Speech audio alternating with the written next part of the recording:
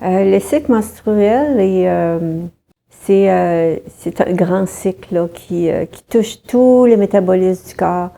On se rend compte que le système respiratoire, le système digestif, tous les métabolismes du corps sont affectés, pas négativement, là, mais sont influencés par les deux grandes danseuses du cycle, disons, là, la progestérone et l'estrogène, une sorte d'estrogène, une des trois sortes.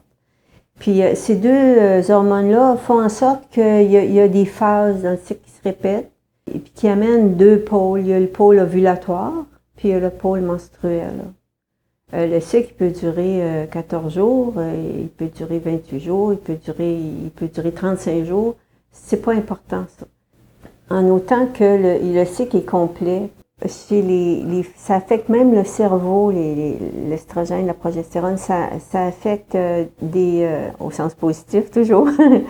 Ça fait en sorte que quand, un petit peu avant l'ovulation, pendant et après, on a le goût d'aller à l'extérieur, on est outgoing, on a le goût de faire des choses, rencontrer des gens, on est à l'extérieur, beaucoup vers l'extérieur. Et au pôle menstruel, un peu avant les menstruations, lors des premiers moments des menstruations, surtout là, les premières heures, au début un petit peu avant, un petit peu après, quelques heures avant et après, et un peu pendant les menstruations. Donc toute cette phase-là, c'est vraiment à l'intérieur que ça se passe. C'est important de se donner du temps à soi parce que c'est à l'intérieur que ça se passe. C'est comme si le cycle était divisé entre l'intérieur et l'extérieur, l'intérieur et l'extérieur. C'est une grande roue. Les femmes ont ça, les hommes n'ont pas ça. Les hommes ont des cycles, comme les femmes aussi, d'autres cycles. Mais le cycle menstruel vraiment affecte le système éliminatoire, tous les systèmes du corps. Ça a été prouvé scientifiquement. Et puis, il y a des phénomènes qui se passent dans les hémisphères du cerveau aussi. Il y a des neurotransmetteurs qui sont sécrétés lors des menstruations. Il y a des phénomènes vraiment puissants que les femmes ont grâce au cycle menstruel. Et c'est une danse complexe. Là. Je pense qu'il n'y a pas de système dans tous les mammifères qui est aussi complexe que le cycle menstruel. C'est un cycle délicat.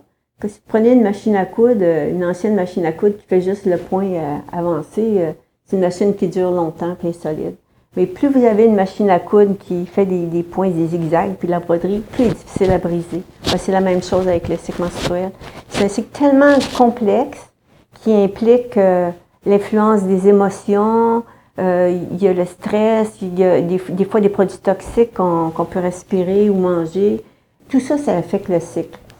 Alors, c'est un cycle qui est à la fois fort parce que c'est le produit de l'évolution de millions d'années là, chez les femmes. Puis en même temps, il est délicat dans le sens que si on n'est pas dans les conditions optimales, le cycle est affecté. Comme dans les camps de concentration, les femmes n'étaient plus menstruées parce que il y avait le stress, il y avait aussi la famine, il y avait toutes sortes de... Quand ça va pas au travail ou avec les enfants ou... Ça affecte le cycle, l'alimentation aussi, beaucoup affecte le cycle.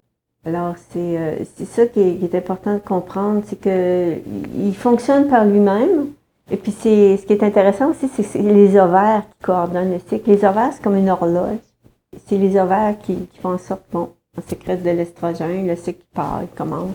Ensuite, une ovulation, puis la progestérone est relâchée. Puis là, juste avant une menstruation, ces deux hormones-là chutent. Il y a presque plus en tout cas, il y a beaucoup moins d'estrogène et de progestérone. Puis menstruation, puis ça repart, les estrogènes, ça repart. C'est une danse et c'est complexe aussi, parce qu'il y a d'autres hormones qui sont impliquées.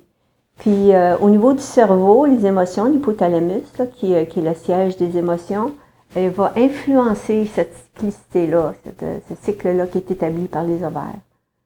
Il va juste l'influencer, le modifier ou faire interrompre complètement qu'il n'y aura plus de menstruation du tout.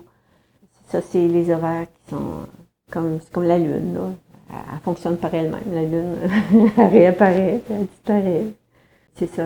C'est un grand... c'est un grand mouvement. C'est un grand mouvement. Puis c'est intéressant aussi de voir qu'il est en synchronie avec la Lune, avec les cycles lunaires.